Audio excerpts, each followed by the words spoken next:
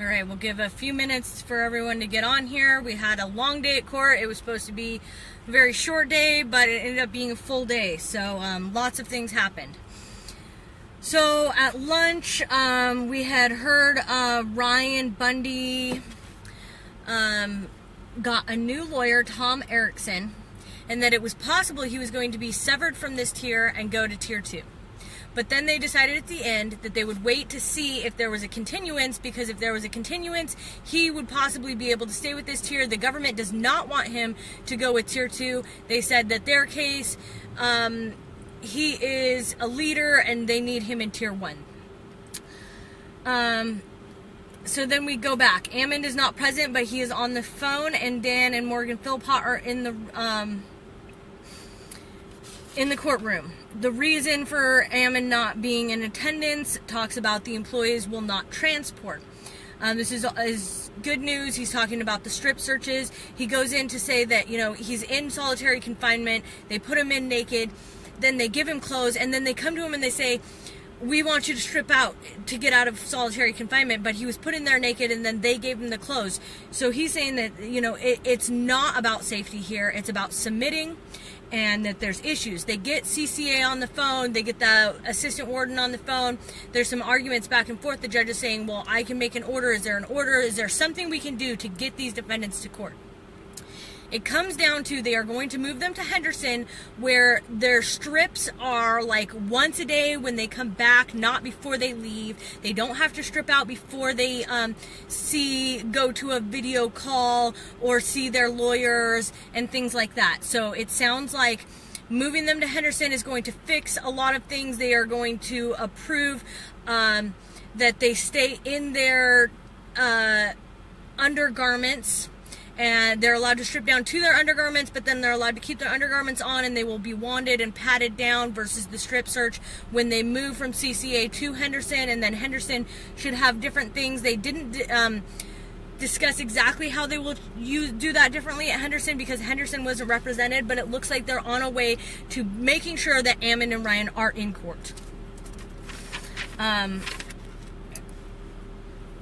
Let's see. After lunch, there's a gentleman on the phone from Reno. They have the motions to continue. They talk about how first there's Ryan Payne's motion that wants 30 days. Ammon and Philpott request to go and moving to Reno or going out to 90 days. So they're talking about either they're going to move this trial to Reno, and if they do that, they're going to have to do a different jury pool. They're going to have to push it back anyways. Or they're going to push it back here 30 days and see where we're at. Then that she wants everyone to go through and give how they feel about it. We have lots of arguments between Ryan Payne and Ryan Payne's attorney.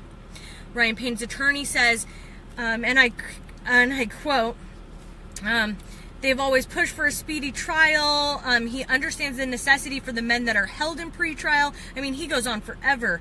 But he agrees that 30 days might not be enough. He has said he is representing Ryan Payne, and regardless of what Ryan Payne wants, there are certain reasons where he needs to make the final decision. And since if they go with Ryan Payne's decision, he is not giving counsel, and he's saying he understands Ryan Payne, but Ryan Payne doesn't understand his need to be able to represent him. The judge decides that she's going to take both of their things into account, and that one doesn't have to be over the other, and she can decide on both of them. Norwood again says, I am the lawyer and I make the decision. Philpott goes in and says, right now we're starting an unfair precedent. This is unfair to pit the defendants against their lawyers. He's saying, of course they all want to start the trial on the 10th. These guys are detained. So to ask people that are detained, do you want to wait 30 days to try to get a fair trial, or do you want to go? All of the defendants that are detained are going to say we want to go right away. Ammon says there's a prejudice that's not being considered, and that's the prejudice that the government was pointing weapons at a crowd of people, and there's a prejudice against the government. I actually saw Ahmed giggle and laugh at that. They all thought that was quite funny that he was arguing their side, but I don't think they take that seriously, and I believe that there is some type of prejudice that will go to that, or at least that's something people will see. Whipple goes in and his position is neutral. Marchese is a no position, no objection to the continuance. Leventhal wants to move to Reno. He also wants to state that he set his schedule saying that they would start October 10th and has planned a vacation for December 24th to January 9th. She pretty much ignored this completely. And this may cause issues because they're not going to push it back so much, that we know right now. And he wants trial to be pushed out 90 days or longer, or to be moved to Reno.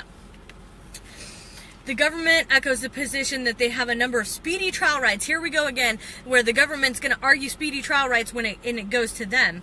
And it brings up the Tier 2 and that the events are unrelated. And they oppose a lengthy continuance and no later than October 30th. Tom Eckerson, this is the new Ryan Bundy attorney, he does not see any way that he can be ready in 20 days to fight for him. He can be, he said something about he can be ready to get him ready.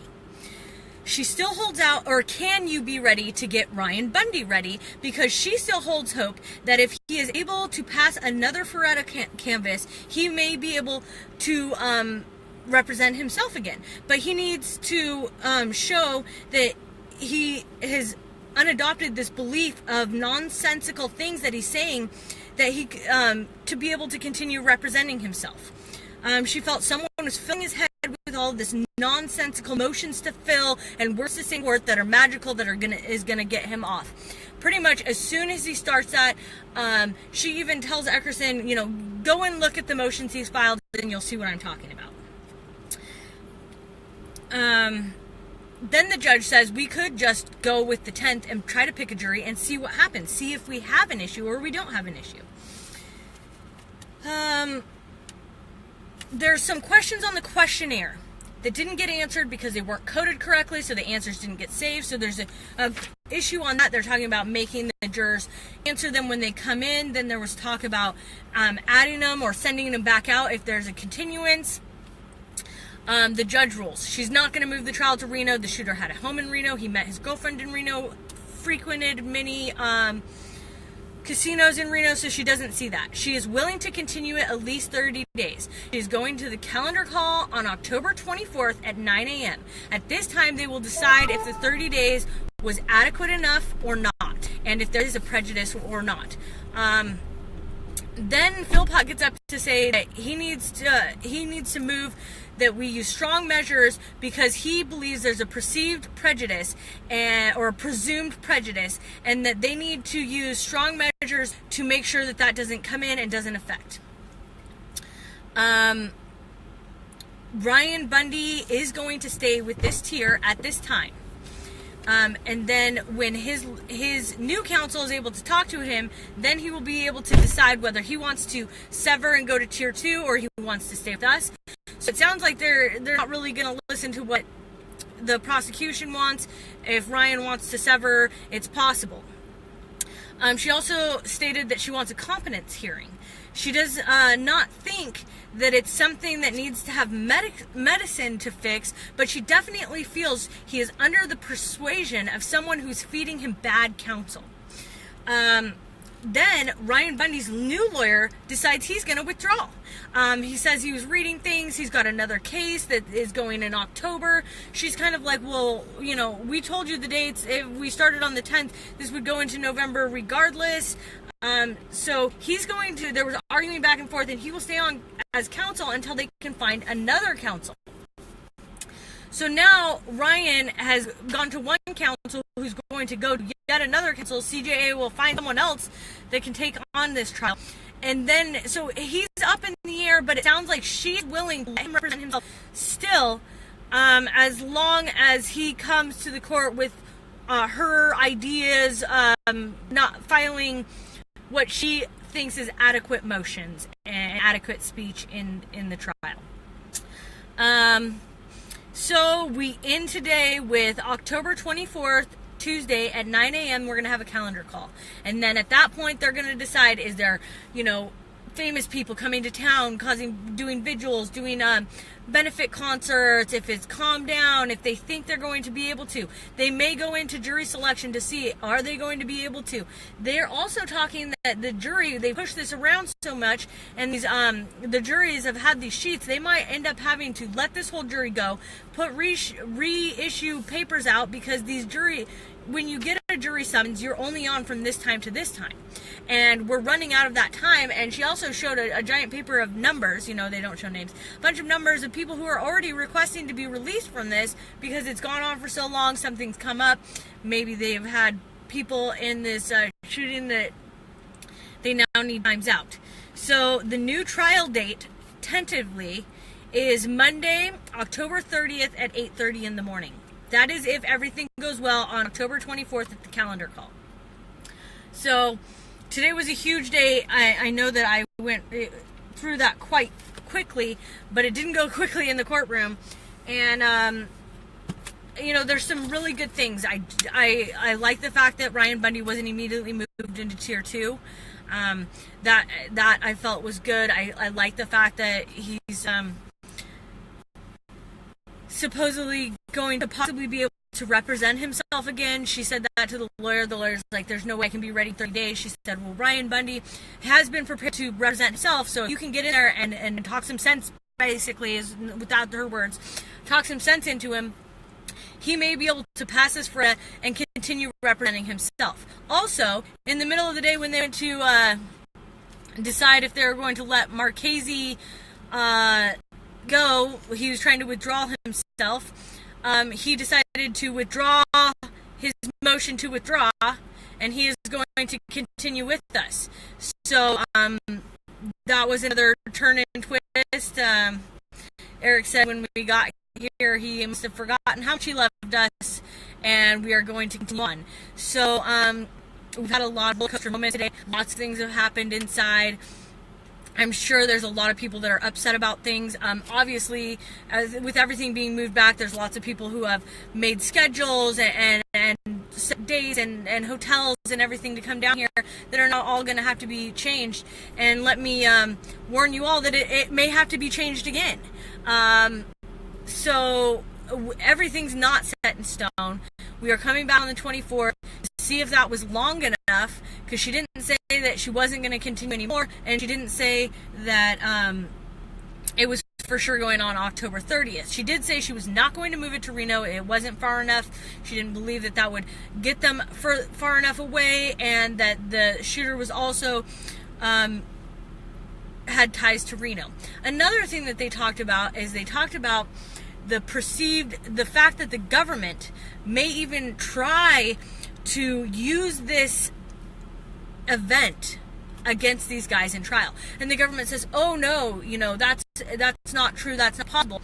And I believe it was Ryan Payne said, he's the one saying this. He's saying this government's even trying to use this against us. They're going to bring it up. And so the judge then goes to Myrie and says, well, Myrie, what is this? And Myrie's like laughing it off, like, oh, Ryan Payne says, it's changed things in plea deals already. And of course the government's like, no, that's not true. But I feel like it is true, because plea deals were getting harsher. The second the shooting happened, people who were in negotiations, all of a sudden the deals changed, or the deal's off the table, and we know that for sure for us. So to say that they're not using that against us, I don't know. I don't know if it's not provable, whatever, but we didn't end up going into that.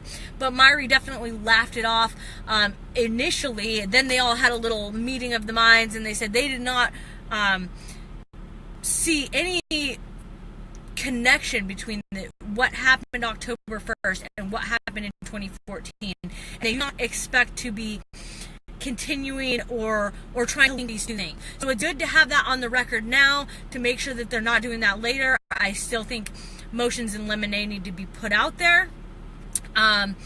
So basically it was a lot of up and down today, and we are sitting here with a new calendar call and a new trial date. They are not going to go ahead with this October 10th. There was issues with the questionnaire went out to the jury pool, so they're going to try to fix that and figure that out. And looks like the group of us are going together. So that's all I've got for everyone today, and share that, and I hope that see you all at trial.